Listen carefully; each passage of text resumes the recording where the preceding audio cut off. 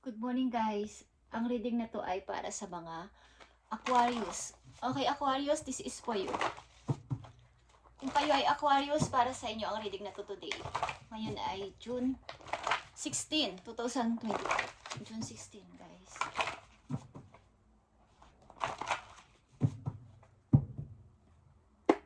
Aquarius, para to sa'yo. Okay? The Lord gave and the Lord has taken away. Aquarius, please be the name of the Lord. Lahat ng matatanggap mong mga biyaya o ano man ang matatanggap mo is kailangan ay ipagbigay mo ng papasasalamat kay God. Ito man ay maliit o malaki. Is dapat ay taas mo ang pangalan niya. Okay? Aquarius, at isa pang message dito. We love because we first love us. Okay, Aquarius. Kumbaga, kung inuuna natin si Lord sa ating buhay ay uunahin din tayo ni Lord sa kanyang mga, kumbaga sa mga kanyang plano. Okay, is uunahin niya tayo kung inuuna natin siya sa lahat ng bagay kaysa sa anumang mga gusto natin. Dapat ay siya lagi ang una at sasanggunin natin sa kanya ang lahat ng ating mga gagawin, paplanuhin at iisipin sa kanya muna. Tingnan natin ang message pa para sa inyo, Aquarius. June 16, 2025 sa mga Aquarius. Okay, Aquarius, shine from within. Looks are only skin deep. True beauty shines from within. It is time for you to shine. Aquarius, this is a time for self-acceptance and for revealing your true beauty. Huwag mong ikahiya o huwag kang ma-insecure.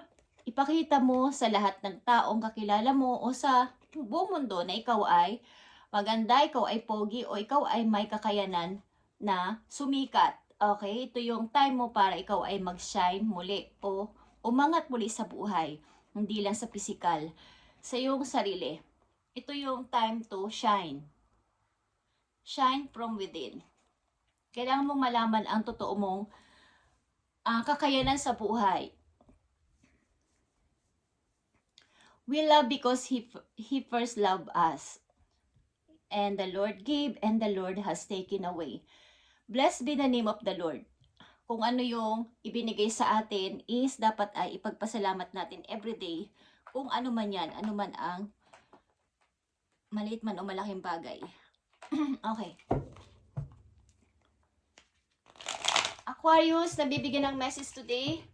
Almost, hindi naman araw-araw, but almost araw-araw is nagbabasa ako, guys. So, ito ay guide para sa inyo sa araw-araw at sa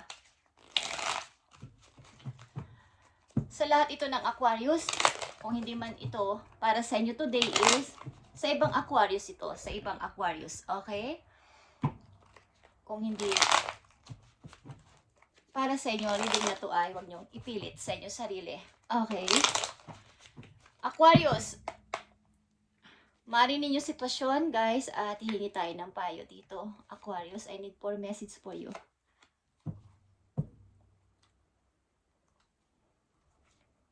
Nandito ang 9 of Cups. At unti-unti mo tong pinupunuan. Kumbaga, yung cups na to, itong 9 of Cups na to na nakahilera sa iyong harapan ay unti-unti mong nilalagyan ng tubig. Kumbaga, yung naubos dati na mga energy, yung na-drain ka dati sa buhay, sa iyong emosyon is unti-unti mong binabalik yung energy sa iyong katawan, sa iyong buhay.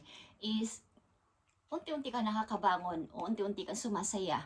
Parang ang ilan din sa inyo ay nakakatanggap din ng mga ilang mga good news at sumasaya yung pakiramdam mo. Ito ay dream come true, Aquarius. Tingnan natin ang unang message for you. Nakita nyo tong 4 of Swords. Sobrang naubos ang inyong energy dito at sa katunayan lang ay ang ilan sa inyo is nanghihina o nanghina dahil dito. Kaya ang nangyari is kayo ay nagpahinga, nag-healing, at unti-unti nyo nga pinupunuan o binibigyan ulit ng pakialam ang inyong feelings this time. Baga, may mga naranasan siguro kayong napakasakit sa buhay, mga nakaraang taon nyo, 4 years ago o 4 months ago, 4 weeks ago, at unti-unti nyo tong ibinabalik, yung inyong nawalang energy. Unti-unti kayo nagpahinga, nagpagaling, kung kayo man ay nagkasakit o galing sa sakit is, unti-unti kayong nakakabangon na sa nangyari ito.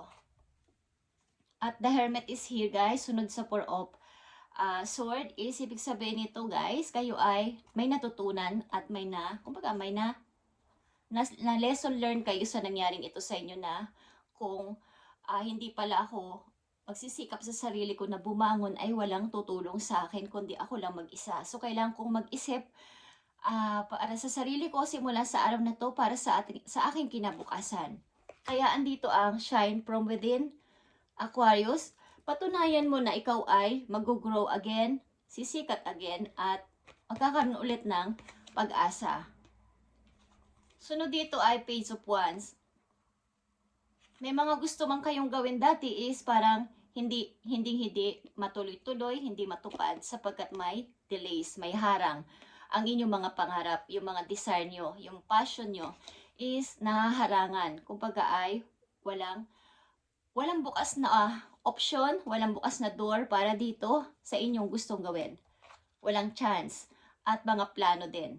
Parang gagawin ko man to is, gustong-gusto ko tong gawin, Lord, pero bakit ako natatakot? Bakit ako urong sulong? Okay? Aquarius, bakit ako urong sulong, Lord? Ano ba ang nangyayari sa akin? Pero nag-iisip-isip kayo ng para sa inyong future na talaga. Tingnan natin, guys. Para sa mga Aquarius na nandito sa reading, nabibigyan mo ng message, sweet angels from heaven.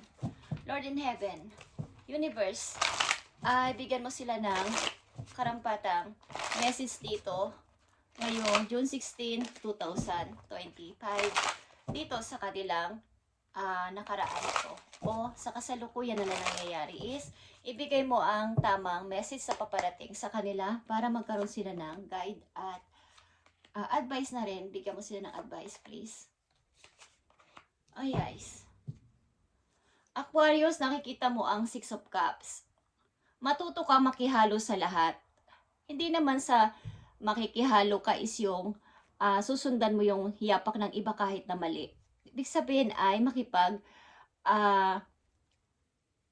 yung palitan ng mga ideas, magkwentuhan, kung may gustong kumausap sa'yo is, why not na hindi mo sila konting ma-entertain at baka may masagap ka na mga good idea mula sa mga taong ito na positive din ang iniisip sa buhay. Okay, Aquarius, tingnan pa natin ang message for you. 9 of Swords, mayroon kang konti pa rin takot sa kasalukuyan na magpatuloy o mag-decide o gumawa ng anuman na o baga takot ka na humakbang na baka ako ay magkamali o baka meron na naman sa aking trumaydor, meron na naman sa akin na magpabagsak. Ay meron kang konting takot galing sa nakaraan, Aquarius.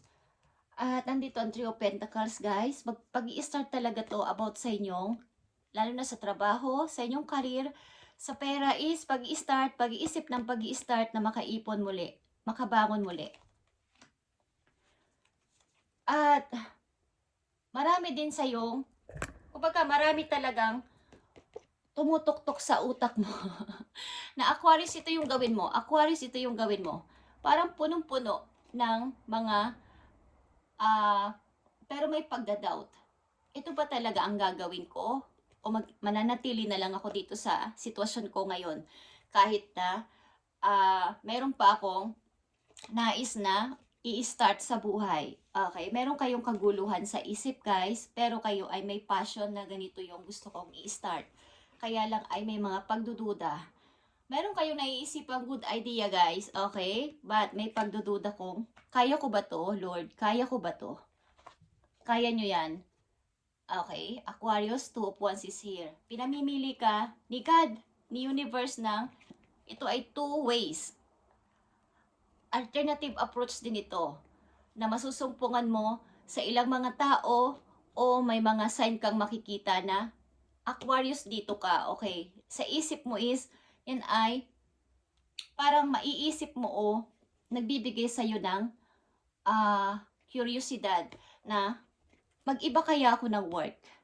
Mag-iba kaya ako ng place? Pumunta kaya ako ng ibang country? Pumunta kaya ako ng ibang bansa? May mga ganyan kang kaisipan sa iyong kasalukuyan, kaya ito ay binibigay sa iyo tong message na to because may nais ka pang mangyari at nais ka pang dapat marating. Kailangan mo ulit sumikat, kailangan mo ulit tumayo, na ikaw ay uunlad ulit, ikaw ay sisikat ulit. Aquarius, huwag kang manatili dyan na ikaw ay natatakot. Para sa mga Aquarius nandito sa reading, ano ba ang inyong kinakatakutan at anong dapat ninyong tandaan, guys? Tingnan natin. Message galing sa inyong spirit animals para kayo ay magkaroon ng guide ngayong June 16. Kung hindi pa to nangyayari sa inyo, ito ay mangyayari sa inyo, guys. Kaya tingnan niyo ang inyong sarili at pakaramdaman ko anong inyong nais sa buhay. At kung mapanood nyo to, ay ito ay isang sign na kayo ay pinapadala ng message, Aquarius. Tingnan natin, ang message ko yung ngayon, June 16, 2025 sa mga Aquarius. Thank you. Okay, Aquarius, andito ang Blue Jay. At ito din ay intuition, ang Blue Jay sa ibang card o sa ibang message. Okay, ang Blue Jay ay intuition. Nakikita nyo ang intuition, guys. Okay. Ito ay intuition. Makinig ka sa iyong sarili. Sa ninanais ng iyong puso. Sapagkat mayroon kang gustong gawin. Kaya lang ay nagdududa ka talaga. Mayroon kang good idea na naiisipan. You are encouraged to follow your feelings and intuition. Aquarius, this is a reminder that your personal power is yours own hand. In your own hand, and that you are free to take flight anytime if you find yourself in a situation that doesn't suit you anymore. Kung hindi ka na dito masaya at ayaw mo na dito, kaya nandito ang Two of Wands, guys, pinapakita sa'yo dito rin sa message na to na mamili ka sa two direction ng yung buhay, old or new, Aquarius, old or new. Luma at bagong direction ito na iyong pipiliin. Ikaw man ay may takot is ipagpatuloy mo. Knight of Wands is here. Ito ay plano ba't urong sulong na pagpaplano, Aquarius. Okay? Ito ay intuition at makinig ka sa iyong feelings, sa iyong nararamdaman. At kumbaga, meron kang personal power para gamitin mo ang iyong own hand, own power na magawa ito nang walang tulong ng ibang tao, sarili mo. Kapag lumabas yung intuition, ay talaga ito ay pag-accurate, guys. Ang message na to ay, sinasabi ko sa inyo, kung ito ay para sa inyo, ay gawin niyo, guys, sapagkat ito ay mararamdaman ng inyong puso kung ito ay para sa inyo. Okay? Hindi ka na masaya sa sitwasyon mo sa kasalukuyan, kaya kapag ang isang tao, hindi lang nila napapansin, kapag sila ay pinupush ng kapalaran kahit anong kanilang pigil o kahit ano ang kanilang ayaw nila. Pero pinupush pa rin. Nagkakaroon ng mga ganito, ganyan na pangyayari at hindi ka na masaya sa sitwasyon. Ibig sabihin, pinamimili ka ni God, ni universe ng ibang lalandasin mo sa buhay. Ibang trabaho, ibang person, at mga taong nakasurround sa'yo. Ito ay hindi para sa'yo, Aquarius. Yun ang ibig sabihin nun. Lumipat ka, kahit pa konti-konti, kung hindi man sa ngayon, kapag may chance is lumipat ka ng place, lumipat ka ng trabaho, hindi yun madali, alam ko, pero yun ay para sa inyo, para sa ikagaganda ng buhay ninyo sa near future, guys. Hindi yun madaling gawin, alam ko yun, but yun ay paunti-unti mangyayari yun kapag hiniling ninyo kay God ang mga dapat ninyo gawin step by step. Ituturo sa inyo yan. Nagagamitin din naman ng ibang tao to help you. Okay, Aquarius? Okay, tingnan natin ang maaring paalala sa'yo o mensahe pa din, Aquarius. Tingnan natin. Sa mga Aquarius na nandito sa reading, hindi kayo masaya sa inyong kinalalagyan sa ngayon, ito man ay trabaho, loob ng tahanan, pamilya na may asawa kayo o may kasintahan kayo o sa inyong surround, sa inyong community, hindi kayo masaya at gusto nyo nang maiba naman is gawin nyo to guys at ito ay para sa inyo. Huwag ninyong pabayaang madrain ng inyong emotion. Unti-unti, palakasin ninyo inyong sarili, Aquarius, at punuan ang mga nawala sa inyong energy. Okay, bumangon muli at mag-relax. Okay, mag-relax at punuin ulit ang inyong yung inyong energy ay dapat laging 100%, katulad ng cellphone. Kung yan ay kukunti na lang ang battery, di ba? Naghahanap kayo ng pwedeng magpa-charge para hindi ba matay yung cellphone, para hindi mag-off. Kasi parang cellphone din ang katawan ng tao. Guys, kapag kayo ay 100% ang inyong phone, is tuwan-tuwa kayo, masaya, sapagkat parang safe. Hindi siya basta-basta kahit may tumawag ng matagal, is matagal kayo makakapag-usap. Okay, guys? Message para sa inyo, Aquarius. Number 49 is here. The eye, when near, denotes great interest taken by friends. When distant, signifies suspicious. Okay. May mga mata nakatingin sa inyo sa malapit, guys, kaya kayo ay mag-ingat. Hindi man mag-ingat, but ito ay poor of sword pa rin. Okay? Magpapahirap ito sa inyo, sa inyong kalooban, at bawa ay pwede kayong i-stalk, something spy. May mga mata sa inyo nagmamasid. Okay, guys? May mga kaibigan din sa inyo na pwedeng tumulong sa kasakali man. Ito man ay kukonti, but may mga pwede kayong something na pabayaan na lang sila sapagkat sila yung nagdudulot sa inyo ng ikakadrain ninyo o ikakabagsak ninyo. Something na kaibigan is mag-ingat din kayo sa paligid ninyo. May mga mata nagmamasid sa inyo, Aquarius, na pwede kayong i-down. Pwede kayong bigyan ng sakit ng kalooban. Okay? Aquarius, ito ay yung message today at ito, ngayon ay June 16, 2025. Seven of Swords din is here, guys. Seven of Swords. Ito ay something na mga lying is nasa paligid.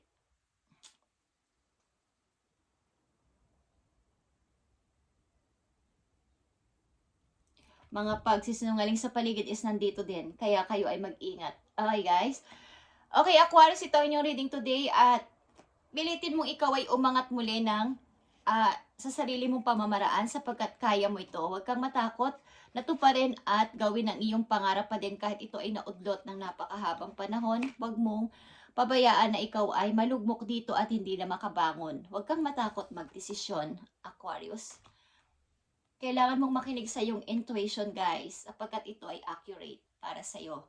Binibigay ito sa iyo ni God, ni Universe, para ikaw ay maiba naman ng tatahaki sa buhay in the near future. Okay? Thank you and God bless, Aquarius.